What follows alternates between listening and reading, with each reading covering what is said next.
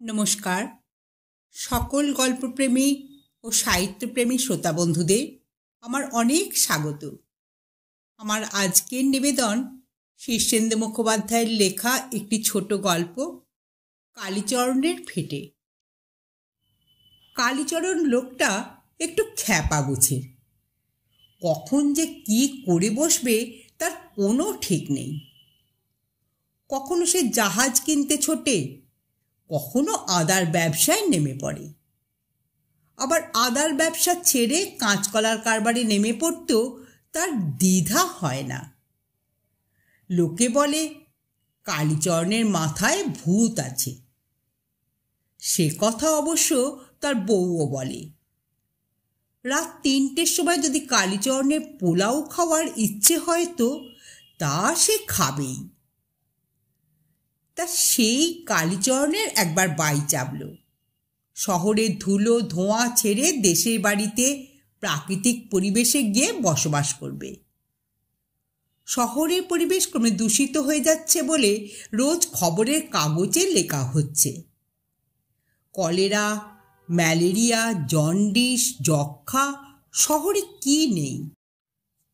কিন্তু কালীচরণের এই দেশে গিয়ে বসবাসের প্রস্তাবে সবাই শিউরে উঠল। কারণ যে গ্রামে কালীচরণের আদিপুরুষরা বাস করত তা একরকম হেজে মজে গেছে। ২-৪ ঘর নাচার চাষাভুষো বাস করে। কালীচরণদের বাড়ি বলতে যা ছিল তাও ভেঙে চুরে জঙ্গলে ঢেকে ধীরে ধীরে মাটির সঙ্গে মিশে যাচ্ছে। সেই বাড়িতে গত ৫০ বছর কেউ বাস করেনি, সাপ খোপ ইঁদুর ছুঁচো চামচিকে পেঁচা ছাড়া। কিন্তু কালীচরণের গোঁ সাংঘাতিক, সে যাবেই। তার বউ বলল, থাকতে হয় তুমি একা থাকোগে, আমরা যাব না। বড় ছেলে মাথা নেড়ে বলল, গ্রাম? ও বাবা, গ্রাম খুব বিশ্রী জায়গা। মেয়েও চোখ বড় বড় করে বলে, গ্রামে কি মানুষ থাকে? ছোট ছেলে আর মেয়েও রাজি হলো না। রেগে মেগে কালীচরণ একাই তার সুটকেস গুছিয়ে নিয়ে একদিন বেরিয়ে পড়ল। বলে গেল, আজ থেকে আমি তোমাদের পরশ্বপর, আর ফিরছি না। কালীচরণ যখন গাঁয়ে পৌঁছল তখন দুপুরবেলা, গ্রীষ্মকাল। স্টেশন থেকে রোদ মাথায় করে মাইলটা হেঁটে সে গ্রামের চৌহদ্দিতে পৌঁছে গেল। লোকজন প্রায় দেখাই যায় না, চারদিক খাঁ খাঁ করছে। গোয়ার কালীচরণ নিজের ভিটের অবস্থা দেখে বুঝল যে এ ভিটে আপাতত বাস করা অসম্ভব। চারদিকে নিশ্ছিদ্র জঙ্গলে বাড়িটা ঘেরা। আর বাড়ি বলতেও বিশেষ কিছু আর খাড়া নেই। তবু হার মানলে তো আর চলবে না। একটা জিনিস এখনো বেশ ভালোই আছে, সেটা হলো তাদের বাড়ির পুকুরটা। জল বেশ পরিষ্কার টলটলে। বাঁধানো ঘাট ভেঙে গেলেও ব্যবহার করা চলে। কালীচরণ পুকুরে নেমে হাত মুখ ভালো করে ধুয়ে নিল, ঘাড়ে মাথায় জল চাপড়ালো। পুকুরের জলে চিঁড়ে ভিজিয়ে একডালা গুড় দিয়ে খেলো। তারপর পুকুর পাড়ে কদম গাছের ছায়ায় বসলো জিরোতে। একটু ঢুলুনি এসে গিয়েছিল। হঠাৎ একটা পাখির ডাকে চটকা ভেঙে চাইতেই সে সোজা হয়ে বসল। তাই তো, চারদিক জঙ্গলে ঢাকা হলেও উত্তর দিকটায় জঙ্গলের মধ্যে একটা সরু পথ আছে যেন। মনে হয় লোকজনের যাতায়াত আছে। তাদের বাগানে অনেক ফল গাছ ছিল, হয়তো এখনো সেসব গাছে ফল ধরে, আর রাখাল ছেলে টেলে সেই সব ফল পাড়তে ভেতরে যায়, তাই ওই পথ। কালীচরণ বাক্স হাতে উঠে পড়ল। তারপর কোলকুঁজো হয়ে বহুকালের পরিত্যক্ত ভিটের মধ্যে গুঁড়ি মেরে সেঁদোতে লাগল। ভেতরে এসে স্তূপাকার ইট আর ভগ্নস্তূপের সামনে থমকে দাঁড়িয়ে গেল কালীচরণ। তারপর হাঁ করে দেখতে লাগলো চারদিকে। অবস্থা যাকে বলে গুরুচরণ। একখানা ঘরও আস্ত মনে হচ্ছিল না। এর মধ্যে কোথায় যে রাত্রিবাস করবে সেইটাই হলো কথা। কালীচরণের সঙ্গে টর্চ, হ্যারিকেন, লাঠি আছে। ছোট একটা বিছানাও এনেছে সে। রাতটা কাটিয়ে কাল থেকে লোক লাগিয়ে দিলে দিন সাতেকের মধ্যে জঙ্গল আর আবর্জনা সাফ হয়ে যাবে। রাজমিস্ত্রি ডেকে একটু আধটু মেরামত করাবে, ভালোই হবে। কালীচরণ ঘুরে ঘুরে বাড়িটা দেখতে লাগলো। দক্ষিণ দিকে নিচের তলায় একখানা ঘর এখনো আস্ত আছে বলেই মনে হলো কালীচরণের। স্তূপাকার ইট আর আবর্জনার পর সাবধানে পা ফেলে কালীচরণ এগিয়ে গেল। বেজায় ধুলো, চামচিকের নাদি, আগাছা সত্ত্বেও ঘরখানা আস্ত গড়ে বটে। মাথার উপর ছাদ আছে, চারদিকে দেওয়াল আছে, জানলা কপাট অবশ্য নেই। একটু সাফসুতরো করে নিলেই থাকা যায়। দরকার একখানা ঝাঁটার। তা ঝাঁটাও পাওয়া গেল খুঁজতেই।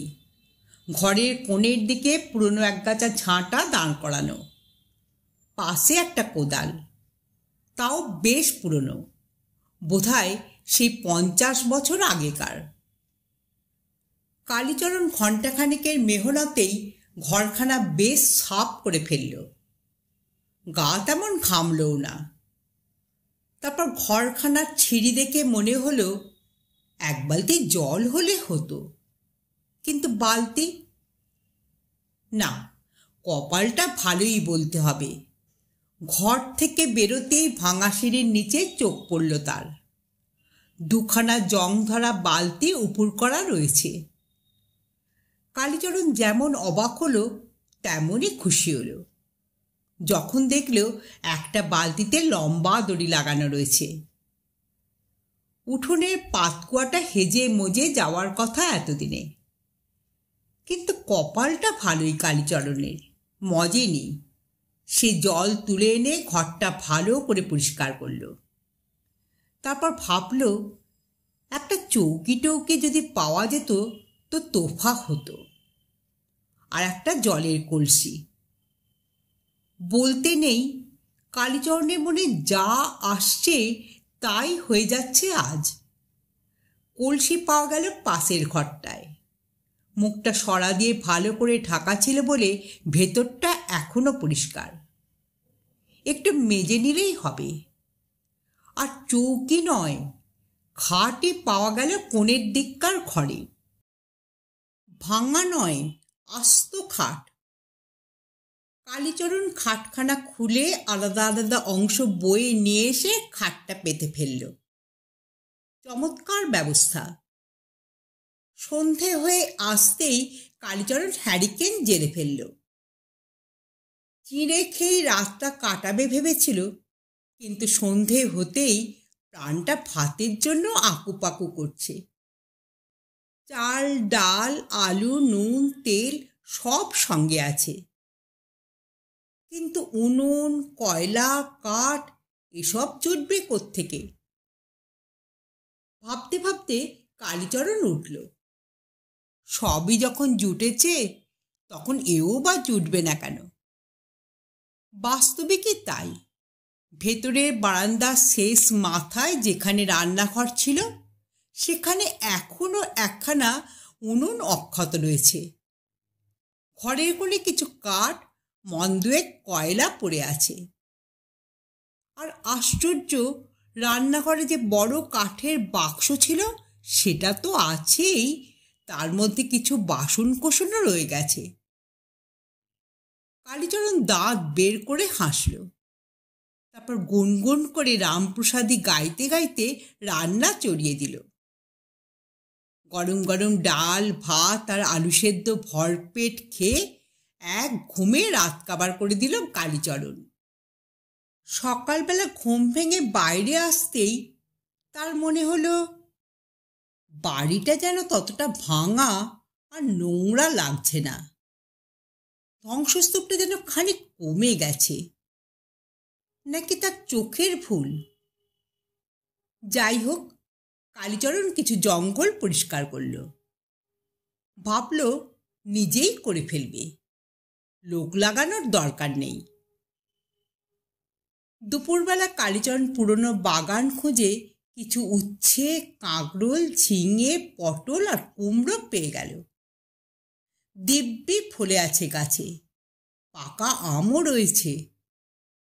সুতরাং দুপুরে কালীচরণ প্রায় ভোজ খেয়ে উঠল আজ। তারপর ঘুম। বিকেলে চারদিক ঘুরে দেখে সে খুশি হলো। অনেকটা জঙ্গল সে নিজে সাফ করে ফেলেছিল, কিন্তু দেখে মনে হচ্ছে আর অনেক বেশি আপনা থেকেই সাফ হয়ে গেছে। আবর্জনা স্তূপ প্রায় নেই বললেই হয়। আশ্চর্যের কথা, বাড়িতে আরও কয়েকটা আস্ত ঘর খুঁজে পাওয়া গেল। সেসব ঘরের জানলা দরজাও অটুট। সুতরাং কালীচরণ খুব খুশি। এই রকমই তো চাই। তবে সবটা এই রকমই আপনাআপনি হয়ে উঠলে ভারী লজ্জার কথা। তাই পরদিন কালীচরণ বাজার থেকে গরুর গাড়িতে করে কিছু চুন সুরকি, ইট আর কাঠ নিয়ে এলো। যন্ত্রপাতি বাড়িতেই পেয়ে গেছে সে। টুকটুক করে বাড়িটা সারাতে শুরু করলো। মজা হলো, বেশি কিছু তাকে করতে হলো না। সে যদি খানিকটা দেয়াল গাঁথে, আরও খানিকটা আপনি গাঁথা হয়ে যায়। সে এক দেয়ালে কলি ফেরালে আরও 4টে দেয়ালে কলি আপনা থেকেই ফেরানো হয়ে যায়। সুতরাং দেখ না দেখ, কালীচরণের আদি ভিটের ওপর বাগানওয়ালা পুরনো বাড়িটা আবার দিব্যি হেসে উঠল। যে দেখে সেই অবাক হয়। কিন্তু মুশকিল হলো, এত বড় বাড়িতে কালীচরণ একা। সারা দিন কথা বলার লোক নেই। কালীচরণ তো গ্রাম থেকে গরিব বুড়ো একজন মানুষকে চাকর রাখলো। বাগান দেখবে, জল তুলবে, কাপড় কাচবে, রান্না করবে। কালীচরণ কথা কইতে পেয়ে বাঁচবে। লোকটা দিন 2 পর একদিন রাতে ভয় খেয়ে ভীষণ চেঁচামেচি করতে লাগলো। সে নাকি ভূত দেখেছে। কালীচরণ খুব হাসলো কাণ্ড দেখে। বলল, তোর বোকা, কোথায় ভূত? কিন্তু লোকটা পরদিন সকালেই বিদেয় হয়ে গেল। বলল, সারাদিন জল খেয়ে থাকলেও এ বাড়িতে আর নয়। কালীচরণ একটা দীর্ঘশ্বাস ফেলল মাত্র। কিছুদিন আবার একা, কিন্তু কাহাতক ভালো লাগে। অগত্যা কালীচরণ একদিন শহরে গিয়ে নিজের বউকে বলল, একবার চলো, দেখে আসবে। সে বাড়ি দেখলে তোমার আর আসতে ইচ্ছে হবে না। কালীচরণের বউয়ের কৌতূহল হলো। বলল, ঠিক আছে, চলো, একবার নিজের চোখে দেখে আসি কোন তাজমহল বানিয়েছ।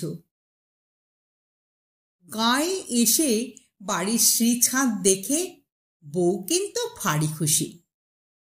ছেলে মেয়েদেরও আনন্দ ধরে না। কিন্তু পয়লা রাত্রিরেই বিপত্তি বাঁধল।